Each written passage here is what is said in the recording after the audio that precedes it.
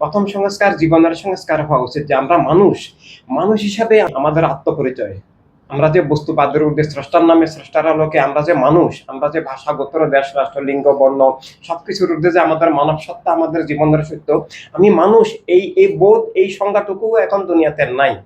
তো আমি মানুষ, এটা বোঝা, মানুষ বোঝার সাথে সাথে আমার মানবিক গুণাবলী, মানবিক বৈশিষ্ট্য, মানবিক চরিত্র, আমার মানবিক যে এই বিষয়গুলো থাকা প্রয়োজন। আমি নিজের অধিকারের সাথে সাথে অন্য সব মানুষের অধিকার স্বীকার করতে হবে।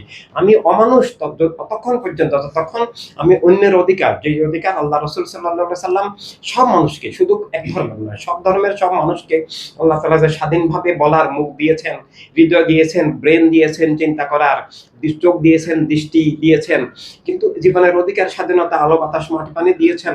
আল্লাহ সব মানুষকে জীবনের একটা মালিকানা দিয়েছেন, রাষ্ট্রের মালিকানা দিয়েছেন, বিশ্বের মালিকানা দিয়েছেন, বিশ্বের নাগরিকত্ব দিয়েছেন, বিশ্বের সম্পদের উপর মালিকানা দিয়েছেন, যেটা ইসলামের পরিভাষায় বা জীবন মানবতার ভাষায় মানে খেলাফত ইনসানিয়াত বলা হয়।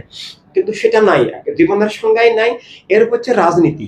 জীবন জীবন পরিচালনার পৃথিবীতে যে প্রাকৃতিক শক্তির পর প্রধান নীতি, সেটা আসলে রাজনীতি।